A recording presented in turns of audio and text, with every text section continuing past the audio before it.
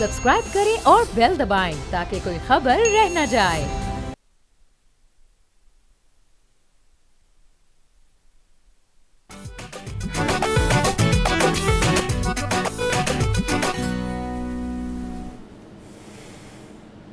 अस्सलाम वालेकुम। बोलो जनाब, मैं बहुत बहुत खुश आमदीद। मैं हूं असद निज़ामी, मेरे साथ हैं अली आफ्ताब। सर क्या हाल है? सर बहुत एक्साइटेड, संडे शो यानी कि आज जितनी खबरें रह गई थी सारा राउंड अप हमने करना है तेज़। सर राउंड अप करेंगे सर, बिल्कुल सर। शुरू करते हैं सर हम पंजाब गवर्नमेंट से, ख़ास तौर पे सेफ सिटी से, और उसके ऊपर क्या नई टेक जो है वो आ रही है। आपको पता है सर, इस वक्त जो टेक है, कोई भी नई चीज़ आ रही है उसमें AI ना हो तो हम उसकी तरफ देखते भी नहीं। तो ये दुनिया का एक नया निज़ाम बन रहा है। तो पंजाब गवर्नमेंट जो है उन्होंने सर एक नई चीज़ मुतारिफ़ करा रही है सर। जुर्म से कबल मुजरिम की निशानदेही करने के लिए इमरजेंसी आई सॉफ्टवेयर का सर उन्होंने कामयाब तजर्बा कर लिया है। सर इमरजेंसी आई सॉफ्टवेयर सर बेसिकली एक इस किस्म की चीज़ है पंजाब सेफ्टी के तहत। वो पंजाब सेफ्टी ऐप जो है उसके ऊपर के वो मॉनिटरिंग पहले ही कर लेंगे, और प्रेडिक्टिव पुलिसिंग कहते हैं इसको बेसिकली, कि जी आप पहले ही पकड़ लेंगे। एक फ़िल्म भी आई थी एक ज़माने में, माइनॉरिटी रिपोर्ट, के वो जुर्म करने से पहले ही एक शख्स को पकड़ लेते थे। लेकिन वो तो एक और साइंस फिक्शन की एक लेयर थी, लेकिन स्पिरिट एक ही है कि आप बंदे को पहले ही रोक दें। सर तो सिस्टम जो है वो सर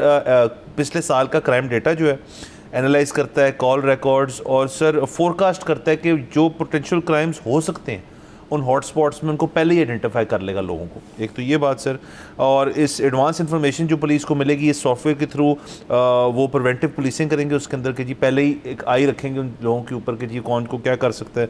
सर इसके अंदर ऑपरेशनल मॉनिटरिंग होगी बेसिकली, कि जो ये सिस्टम को यूज़ करेंगे कि अपने रूट्स पेट्रोलिंग कहाँ करनी है, रिस्पॉन्स टाइम कम करने के लिए, कि जी हॉटस्पॉट है वहाँ पर पहले ही पेट्रोल मौजूद है, क्राइम होता है वहाँ पर तो पुलिस जल्दी पहुँच सकती है। उसके बाद से जो वैल्यूबल इनके जिनको एसेट्स कहते हैं जी, कि जो हमारे लोग फील्ड के अंदर हैं वो निशानदेही कर देंगे जी कि ये लोग जो है ना ये ऑफेंडर्स हैं या प्रोक्लेम्ड ऑफेंडर्स हैं, और इन इंडिविजुअल्स को क्रॉस रेफरेंस करके वो पहले ही सबको उठा लेंगे। तो सर ये एक नई चीज़ जो है उसका कामयाब तजर्बा किया, जिससे फिगर जो वो कह रहे हैं कि पता नहीं कितने कितने हज़ारों जो क्राइम्स हैं वो रोके जाएंगे।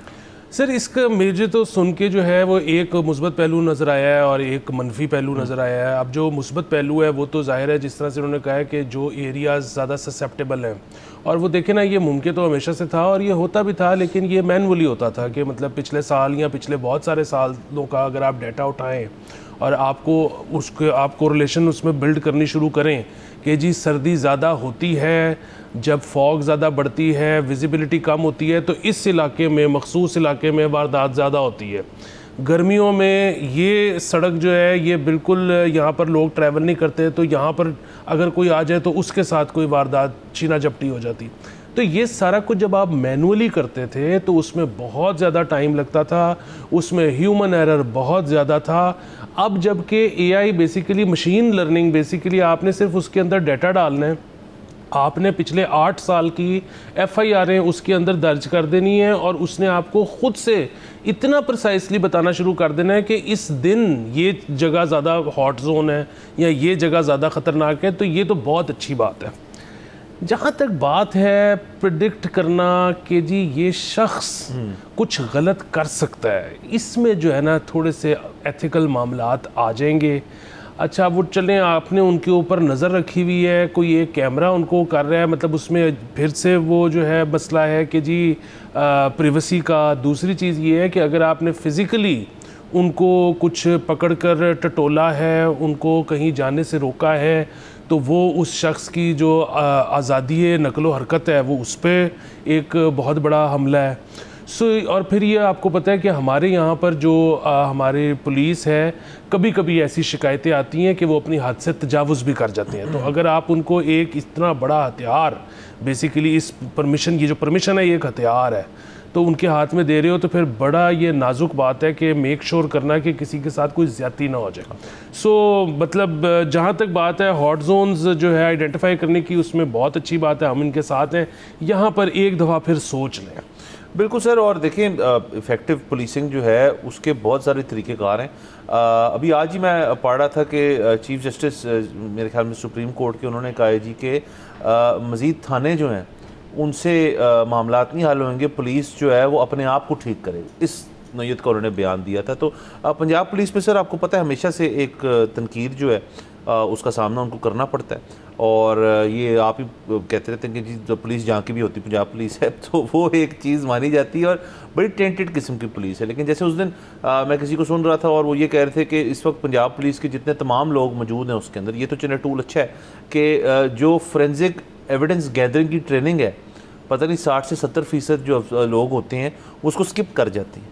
तो मतलब जब आपने किसी एक शख्स के खिलाफ जिम्मेदारी पकड़ भी लें इनको, तो जाके कोर्ट के अंदर जब मामला होते हैं, जिस शख्स ने FIR बनानी है, केस बनाना है बेसिकली, वो ज़्यादातर जो है वो बाहर फेंक दिए जाते हैं। और यहाँ पे जेंडर बेस्ड वायलेंस जो है उसकी सिर्फ आप परसेंटेज देख लें तो 2% सक्सेस रेट है उसका। 98% जो है जेंडर बेस्ड वायलेंस के केसेस जो हैं वो उनमें मुजरिम जो है वो बाहर निकल जाता है, क्योंकि वो एविडेंस गैदरिंग का यहाँ पे सिस्टम ही नहीं है। जैसे मैं बता रहा हूँ, ट्रेनिंग की काफ़ी लोग मिस कर जाते हैं। तो ये इशूज़ बहुत सारे हैं। मतलब ये तो देखें ना, आप अल्टीमेट लेवल पर चले गए। ये देखिए, अगर NYPD कर रहे हैं या LAPD कर रहे हैं या कोई और दुनिया की बहुत अच्छी पुलिस फोर्स कर रही है ना, तो मुझे इस चीज़ की बड़ी अच्छी समझ आती है कि जी आप अपनी एग्जिस्टिंग जो आपके पास स्किल सेट है और सारा कुछ है उसके अंदर ये चीज़ इस्तेमाल कर रहे हैं। तो ये एक सर मेरे ख्याल में चीज़ है कि पहले बाकी आप अपना निचला निज़ाम जो है उसको बेहतरीन करें और पुलिसिंग इफेक्टिव करें, फिर इसको यूज़ करें। जी बिल्कुल सर। देखें, अमेरिका में डॉक्टर्स बहुत ज़्यादा कमाते हैं। पूरी दुनिया को पता है कि जी अमेरिका में अगर आप डॉक्टर होना तो आपकी ज़िंदगी सेट है। वहाँ पर भी जितने मेडिकल नेग्लिजेंस के मामलात आते हैं वो क्यों आते हैं? क्योंकि जो डॉक्टर्स हैं उनकी शिफ्ट बहुत लंबी है, और वो इसलिए लंबी है क्योंकि वहाँ पर जितने डॉक्टर्स होने चाहिए उतने नहीं हैं। अच्छा, अगेन मैं जो पंजाब पुलिस के हम बहुत इन पे क्रिटिसाइज हम इनको करते हैं, लेकिन ये आपने थाने तो बढ़ाने हैं या नहीं बढ़ाने? आपने नंबर ऑफ़ पुलिसमैन बढ़ाने ही बढ़ाने हैं, क्योंकि इनकी जो शिफ्ट है ये बहुत लंबी है और इनको तो हम अमेरिका के डॉक्टर्स जितने पैसे भी नहीं दे रहे। सो इतनी लंबी शिफ्ट्स एक इंसान के लिए कर पाना, मतलब उसके बाद जिस तरह से आप कह रहे हैं कि जितने स्टेप्स हैं एविडेंस गैदरिंग के वो पूरे करना, मतलब मैं तो इसमें मेरे लिए तो कोई हैरानी की बात नहीं है कि स्टेप्स मिस हो जाते हैं। उसकी वजह ये है कि इतनी लंबी ड्यूटी कोई शख्स एफिशिएंटली कर ही नहीं कर सकता। बिल्कुल सर। अगेन ये वो चीज़ें हैं जो सिस्टमेटिकली ठीक करने की बहुत ज़रूरत है। ज़ाहिर है और पुलिस वाले भर्ती करें। तो सर एक ज़माने में तो वैसे ये भी था कि जी बहुत सारे लोग जो थे वो कहते थे कि जी हमने पुलिस में जाना है एक अच्छे लेवल के ऊपर। अब तो आई डोंट नो उनकी इंडक्शन कितनी हो रही है। अगर हो भी रही है बहुत सारी इंडक्शन, तो शायद उस इंडक्शन से भी ज़्यादा लोगों की ज़रूरत है अब। जी बिल्कुल। ये तो बड़ी सादी सी बात है कि जब भी नौकरी खुलती है, सरकारी नौकरी तो कोई भी खुले, पूरा स्टेडियम भर जाता है एप्लीकेंट्स का, क्योंकि लोगों को तो नौकरी चाहिए। बिल्कुल। बस लेट्स सी इससे क्या होता है। आगे चलते हैं सर, स्मॉग की बात कर लेते हैं सर। वैसे कुछ दिन जो है मामला ज़रा बेहतर रही है। बारिश कोई नहीं हुई। जो सब कह रहे थे कि जो मंगल गुजरा है उसमें बारिश होनी है, बारिश कोई नहीं हुई और आगे भी कोई बारिश जो है उसके इम्कानात नहीं है।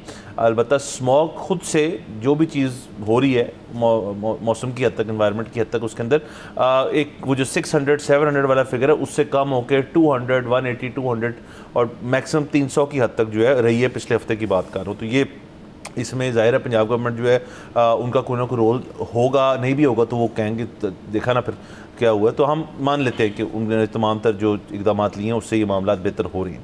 तो सर इस किसी को आगे ले जाते हुए उन्होंने अगले 3 साल का जो लायामल है वो तय किया। इसके अंदर सर स्मॉग कंट्रोल सिस्टम की अपग्रेडेशन होगी सर।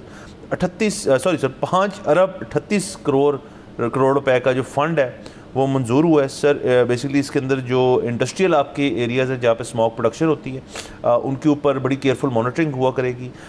जिन्होंने सबसे सर ज़रूरी बात की है, जो हमने अपने शो में कई दफ़ा बात की है, कि आप क्रॉप बर्निंग, फसल जलाना जो है उसको डिस्करेज करना चाहते हैं तो आप उसका मुतबादिल ज़रिया जो है उसको किसान तक उसको मुतारिफ़ कराएँ। और ना सिर्फ मुतारिफ़ कराएँ बल्कि किसान को उस चीज़ तक रसाई जो है वो मुमकिन बनाएँ। उसके कोई सब्सिडी के तौर पे करें, किसी चीज़ के ऊपर करें। तो इस किस्म की सर बात हुई है कि जी क्रॉप बर्निंग को डिस्करेज करने के लिए हम जो हैं कोई ना कोई नया मुतबादिल सिस्टम जो है वो मुतारिफ़ कराएंगे। अब इस 5 अरब में से ये चीज़ होनी है। इस 5 अरब से कुछ पैसे किसान की तरफ जाने हैं कि जी आप वो जो मशीनरी होती है, इनको थ्रेशर्स कहते हैं मेरे ख्याल में, I am sorry if I am wrong, but उनको कुछ कहते हैं, उनसे वो फसल जो है वो तैयार हो जाती है अगली आपकी जो भी आपने लगाना है उसके ऊपर। तो वो एक बात थी उसके अंदर। अलबत्ता जो सर मेन कॉज है, जो आपको और मुझे पता है कि जो मेन कॉज है वो उसमें क्रॉप बर्निंग एक फैक्टर है, लेकिन वो तमाम कहानी जो है वो क्रॉप बर्निंग के ऊपर नहीं डाली जा सकती। जो आपका इम्प्रॉपर गंदा पेट्रोल है, गंदा फ्यूल है सॉरी, उसके बारे में इस अपग्रेडेशन में कोई चीज़ नहीं। क्योंकि देखिए ना 5 अरब 38 करोड़ तो उससे तो अपग्रेडेशन नहीं हो सकती रिफाइनरीज की। वो तो $1 बिलियन पर रिफाइनरी आपको चाहिए, तब जाके आप जो लेटेस्ट यूरो स्टैंडर्ड है तब तक आएंगे, और उसमें टाइम भी बड़ा लगेगा। जब तक वो रिफाइनरीज अपडेट होंगी, तब उनके अंदर वो प्रोसेसिंग होगी, तब वो पंप्स तक आएगा, वो गाड़ियों के अंदर तेल जाएगा। एक बड़ा तवील उसका एक सफ़र है इस हमें पहुँचने के गुड फ्यूल तक, और वो हम तो अभी कर ही नहीं रहे, उसकी बात ही नहीं हो रही। जी बिल्कुल, देखें, एक तो वो आपने जो थ्रेशर्स की या पता नहीं हैप्पी फीडर्स या क्या उनको कहते हैं, वो इस दफ़ा गवर्नमेंट ने क्लेम किया है कि हमने कई जगहों पर वो दिए हैं और उसके तहत हमने पिछली फसल जो है उसको ख़त्म किया है, तो हमने वो कई जगहों पर अब फसल जलने नहीं दी। हुकूमत का ये क्लेम है और हुकूमत कह रही है तो ठीक कह रही होगी। अच्छा, दूसरी, इस साल हमें अंदाज़ा था कि स्मॉग बेहतर होगी, उसकी वजह ये है कि बहुत ज़्यादा जो आपका एरिया है वो काबिल काश्त ही नहीं है समुंदर की वजह, वो समुंदर कह रहा हूँ सैलाब की वजह से, और वो पाकिस्तान में भी और इंडिया में भी। सो जाहिर है जहाँ पे वो काबिल काश्त है ही नहीं, वहाँ पे क्यों क्रॉप बर्निंग होगी, तो उसकी वजह से भी असर पड़ा है। अच्छा, तीसरी चीज़ ये कि बिल्कुल ठीक है, पंजाब हुकूमत जो है वो कह रही है कि हमने वो ब्रिक किल्न्स वगैरह पे बड़ी सख्ती की है, वो बिल्कुल इन्होंने की होगी, लेकिन अब ये जो है ना, साथ में हम देख रहे हैं कि इस तरह की खबरें आ रही है कि ये सोशल मीडिया इन्फ्लुएंसर्स को अब इंगेज करने की कोशिश कर रही हैं कि जी वो फौरी तौर पे बताएं कि हमने किस तरह ज़बरदस्त तरीके से काबू पाया है। क्योंकि अब वो देखें ना, ये जो आई थी कैनन, वाटर कैनन जो गन्स थी, ये तो कंस्ट्रक्शन साइट के अलावा और कहीं पे भी ये इफ़ेक्टिव नहीं है। मेरा सिर्फ इसमें जो थोड़ा सा मेरी गुजारिश है वो ये है कि 2-3 महीने का सीज़न है, ज़रा गुजर जाने दें, उसके बाद विक्ट्री लैप लें। यहाँ पे जो फ़ौरन विक्ट्री लैप लेने का एक रुझान है ना, कि मतलब जैसे ही पेट्रोल की कीमत 2 रुपये सस्ती होती है, विक्ट्री लैप लिया जाता है, एग्जैक्टली 2 हफ्ते बाद वो फिर महंगा हो जाता है, फिर उसके बाद गायब हो जाते हैं सब। बात ये है कि ये 2-3 महीने का है, इवेंचुअली क्या बनता है इसमें कोई शक नहीं कि पिछले 1 हफ्ते से बहुत बेहतर है, लेकिन उससे पिछले 1 हफ्ते में 500 टॉप रहा था ना।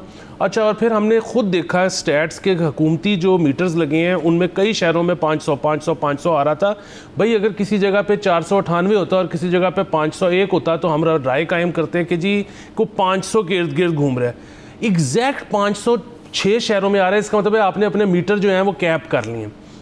दूसरा ये कि ये जो फौरी तौर पे सबको पाकिस्तान में अब बेयर मिनिमम करने पे शाबाशी लेने की आदत पड़ गई है ना, कि देखो 1 हफ्ता कैसा अच्छा गुजरा तो हमारी फ़ौरन शाबाशी दो, हमें तारीफ़ करो। भाई काम है आपका, मतलब मैं आपको ये कहूँ कि देखें जी कितना मेरी तारीफ़ करें कि मैं टाइम पे आया हूँ, इस शो पे बैठा हूँ आपके साथ बैठ के शो कर, और भाई मैंने कॉन्ट्रैक्ट साइन किया हुआ है, मेरी तनख्वाह लेता हूँ मैं इस काम की, ये कोई एहसान थोड़ी कर रहा हूँ मैं। तो ये इनका काम है, ये जो फौरी तौर पे शाबाशी मांगते हैं ना, थोड़ा सा टाइम गुजर जाने दें, अगर बेहतर होगा लोग कर देंगे तारीफ। सर ये बिल्कुल आपकी बात ठीक है, मैं भी इस चीज़ को नोटिस कर रहा हूँ। देखें पंजाब गवर्नमेंट जो है उनको एक पॉपुलैरिटी का एक उनका एक एजेंडा है कि जी हमारी पॉपुलैरिटी जो वापस आए आवाम के अंदर, तो ये इस तरह तो नहीं होगी ना, क्योंकि लोग जो हैं वो सियाने हो गए। अगर नहीं भी हैं तो बहुत सारे लोग सियाने बैठे हुए हैं सोशल मीडिया पे जो उनको इन्फॉर्मेशन देते हैं कि असल में ऐसे नहीं है, ऐसे नहीं है। हमारा भी इफेक्टिवली ये काम है कि भी हम असल बात जो है उसको सामने लेकर आए। अलबत्ता सर मेरा अपना एक ख्याल है कि वो क्या कहते हैं, शाह से ज़्यादा वफादार जो वो वाली बात मेरे ख्याल में वो भी बहुत ज़्यादा हो रहा है कि शायद डायरेक्ट CM जो है ऑफिस जो है वो शायद ऐसी चीज़ें नहीं हो रही वहाँ पर कि जी आप हर चीज़ का क्रेडिट फ़ौरन ले लें, लेकिन वो जो निचले लेवल पे है ना सर ये, और हमने इस गवर्नमेंट की भी देखा है, लेकिन माजी की जो नून लीग की गवर्नमेंट्स होती है ना, खासतौर पर पंजाब में और फेडरल में भी कभी कभार ये एक आदत है इनका, जो इंफॉर्मेशन डिपार्टमेंट है, मुझे लगता है कि उसके अंदर ये इस किस्म की चीज़ है। तो ये अगेन बक स्टॉप करता है CM ऑफिस में, तो उनको फिर इस चीज़ को ना ट्रिकल डाउन भी करना चाहिए कि भाई अगर कंप्लीट एक विक्ट्री होगी तो फिर हम तो सबसे पहले आपको कहेंगे जी वेल डन, जब कंप्लीट हो जाए तब इसके ऊपर बात करनी चाहिए। बिल्कुल सर, बहरहाल देखते हैं सर आगे क्या होता है इस चीज़ के ऊपर। यहाँ पे जाएंगे ब्रेक के ऊपर, प्लीज स्टे विद अस।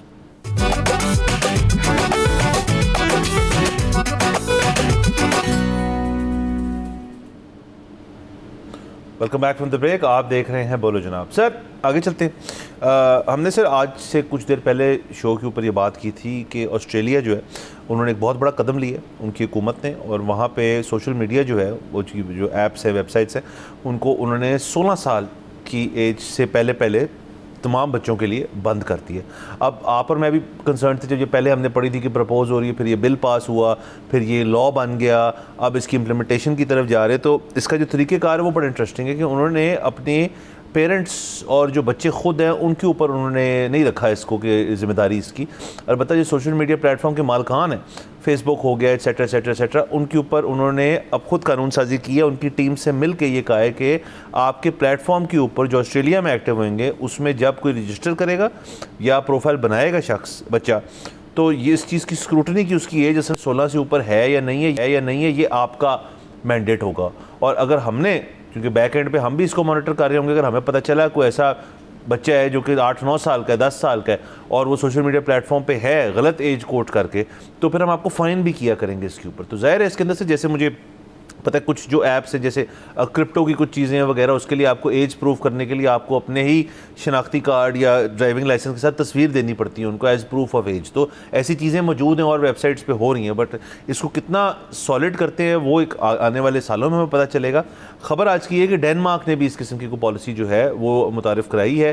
उनकी भी एज 16 ही है, अलबत्ता 13 साल तक के बच्चों को, 13 से 16 की जो एज है 3 साल जो है, उनमें कुछ ऐप्स को आपको एक्सेस मिल जाएगा आपको, लेकिन जो बाकी है आई थिंक आपको 15 या 16 साल की उम्र से पहले आप यूज़ नहीं कर सकते। तो स्लोली बहुत सारे मुल्क जो हैं वो इस तरफ आ रहे हैं। तो यानी कि सर उस चीज़ का तो फैसला हो गया कि ये जो तमाम सोशल मीडिया प्लेटफॉर्म्स पे तमाम किस्म का एक्सेस जो है वो कोई अच्छी चीज़ नहीं है बच्चों के लिए, और उसकी हमें समझ भी आती है। हम इसके ऊपर तो बहुत टॉपिक्स डिस्कस कर चुके हैं कि इसके क्या मसले मसाइल होते हैं।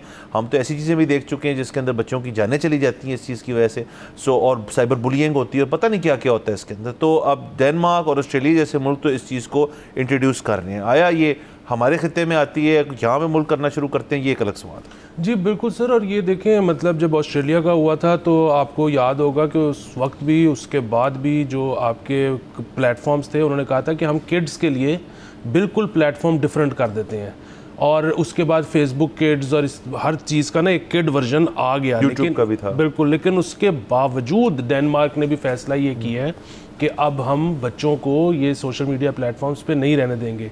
जो इसमें अच्छी बात है ना, अगेन वो ये है कि वहाँ पर सोचा जा रहा है, समझा जा रहा है, नए नए नतीजों पे पहुंचा जा रहा है। हो सकता है वो 3 साल बाद कहें कि जी नहीं, अब हम ऐसे नतीजे पे पहुंचे हैं कि सोशल मीडिया तो बड़ी ज़रूरी चीज़ है तो इसको खोल देते हैं। लेकिन कंटिन्यूसली एक थॉट प्रोसेस है। मैं अभी आज पढ़ा था कि नॉर्वे, डेनमार्क वगैरह में ही अब उन्होंने बच्चों के लिए एक नई प्रैक्टिस शुरू की है जो मैंडेटरी स्कूल में कर दी है, और वो बड़ों को कह रहे हैं कि आप भी प्लीज़ करें।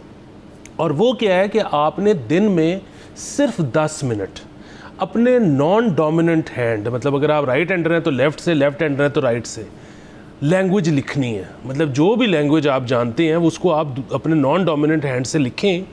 होता ये है कि आपके ब्रेन को ये सिग्नल जाता है कि जैसे आप कोई नई लैंग्वेज सीख रहे हैं, और जब आपके ब्रेन को ये सिग्नल जाता है तो सिर्फ उस 10 मिनट की एक्सरसाइज से आपका ज़िंदगी में फोकस बेहतर हो जाता है। आपकी बहुत सारी चीज़ें हैं जो कि इम्प्रूव होना शुरू हो जाती हैं। आपकी मेमोरी बेहतर हो जाती है, आपका काम करने का तरीका बेहतर हो जाता है, आपकी प्रोसेसिंग बेहतर हो जाती है।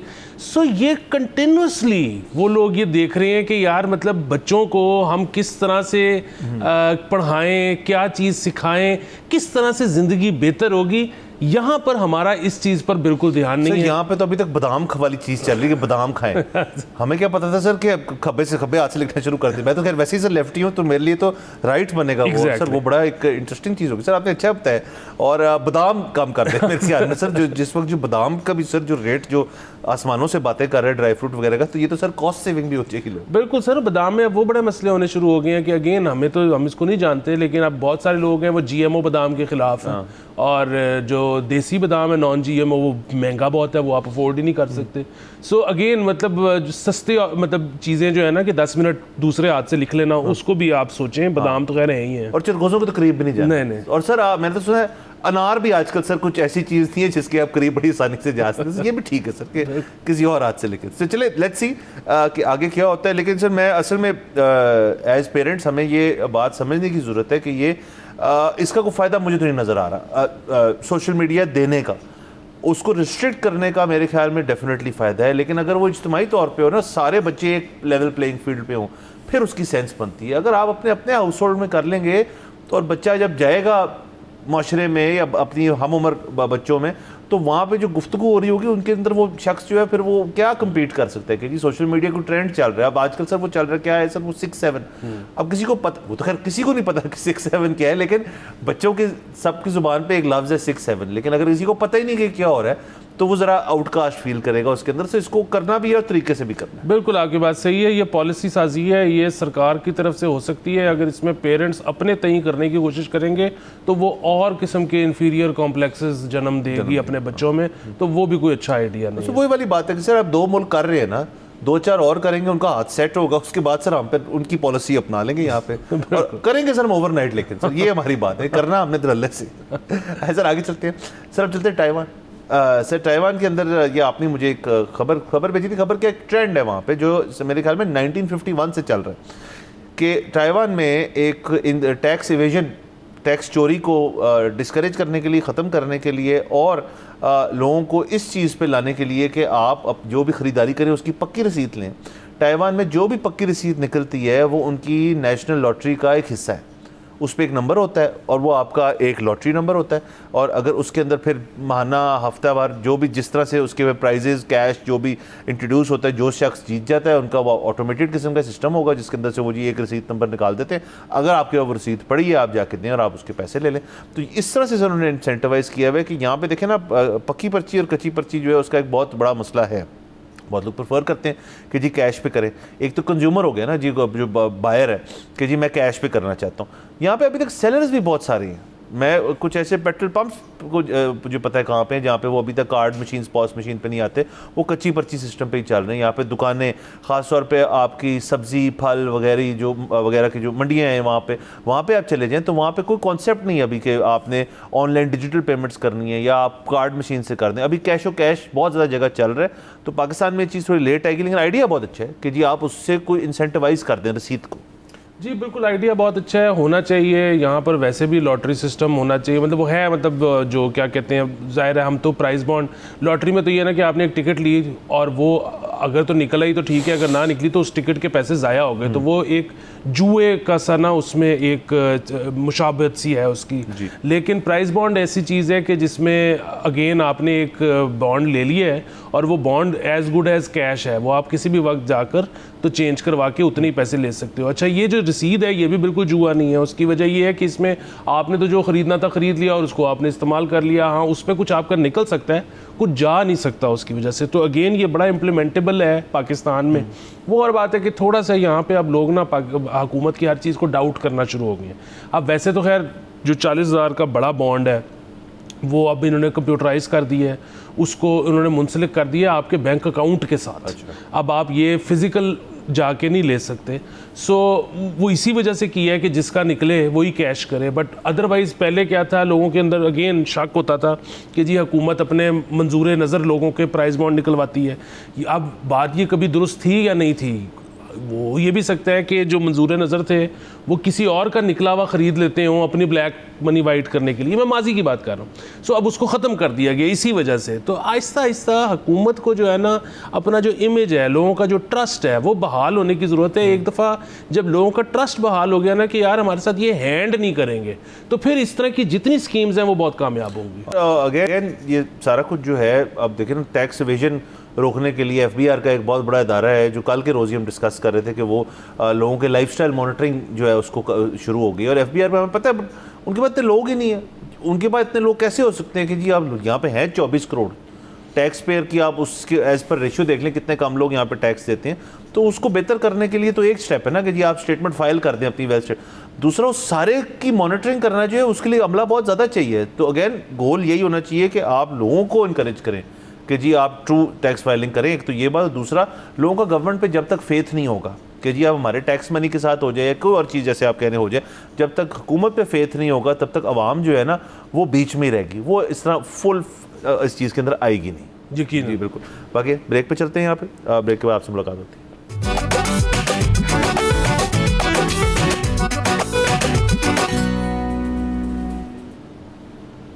Welcome back from the break. आप देख रहे हैं बोलो जनाब। सर आगे चलते हैं सर, और सर जिम चलते हैं। वाह सर आज हम बड़ी इंटरनेशनल खबरें कर रहे हैं। अभी हमने ताइवान की बात की है, तो अब हम चले जाते हैं सर माल्टा।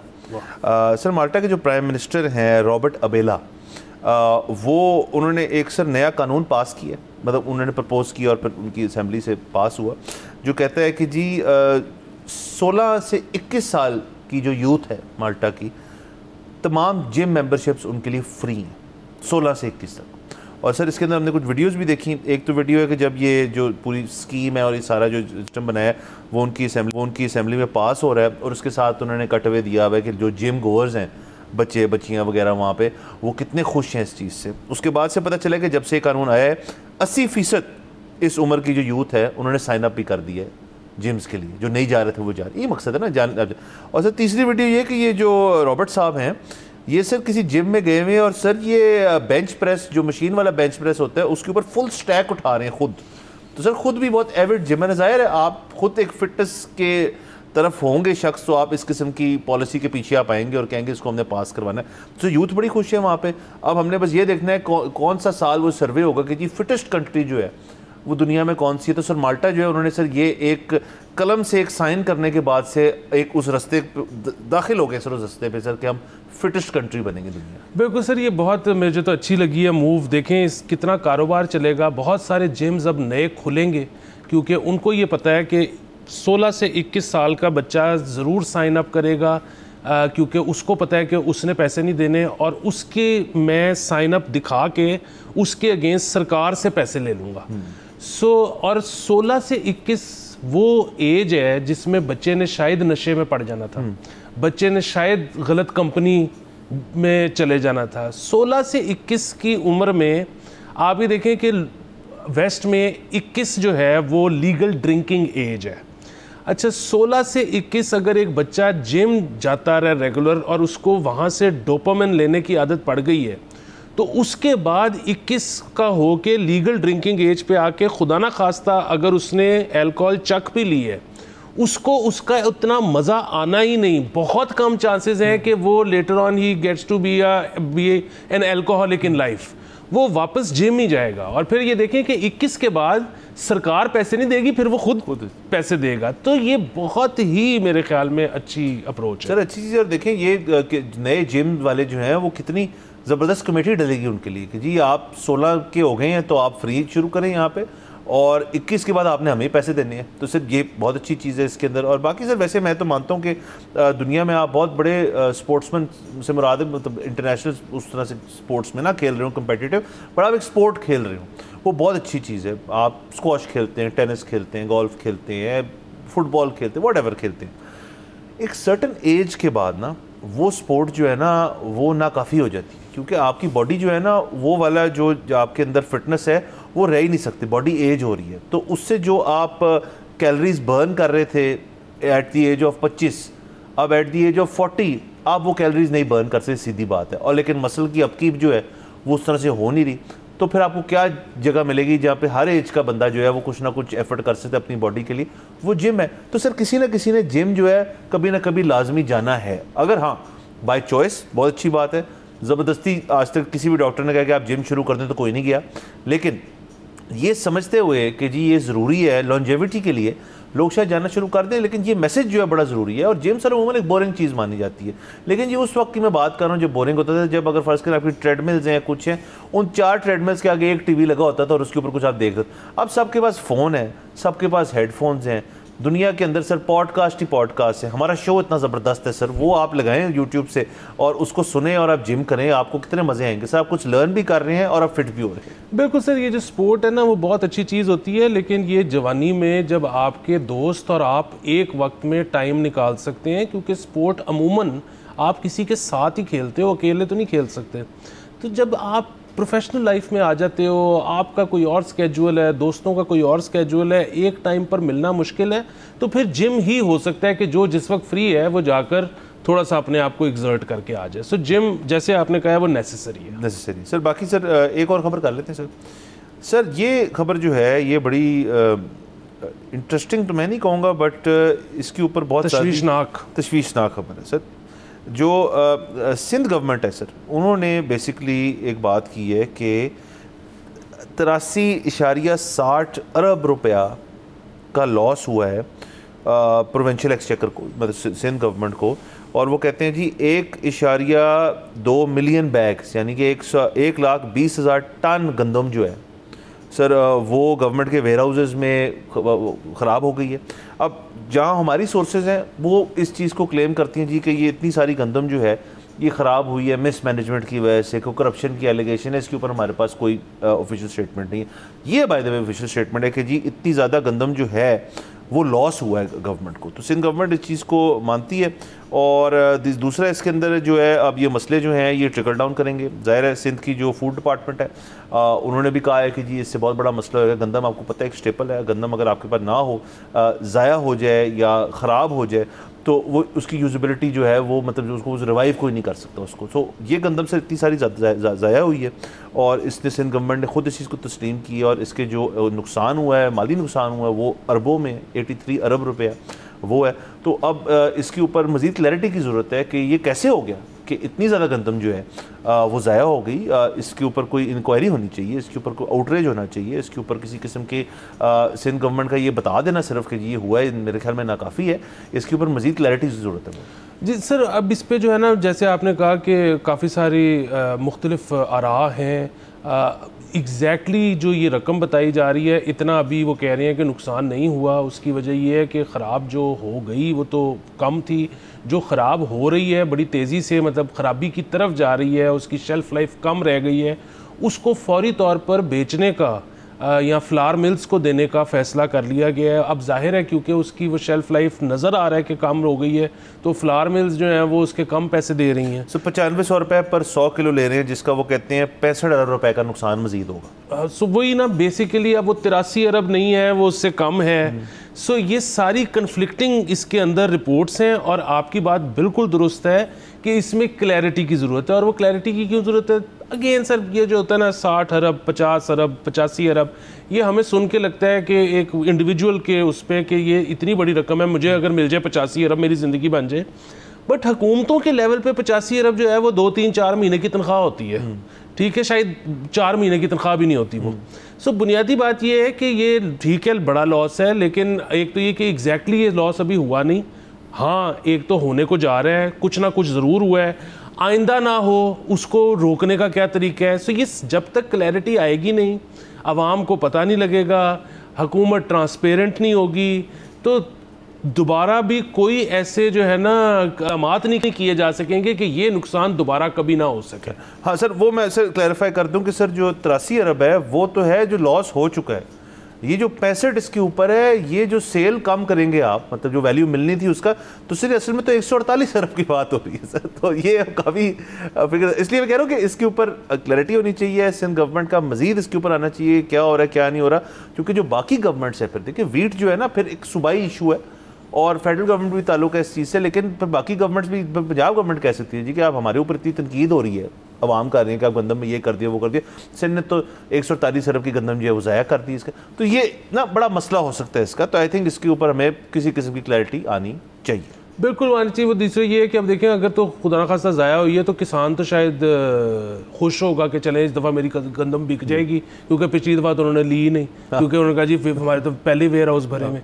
सो अगेन वो someone's loss is another man's opportunity, तो ये है ज़िंदगी। बिल्कुल sir, again we will see क्या इसके ऊपर होता है। बाकी इजाज़त लेते हैं, अगले हफ्ते आपसे इंशाल्लाह फिर मुलाकात होगी। खुदा हाफ़िज़।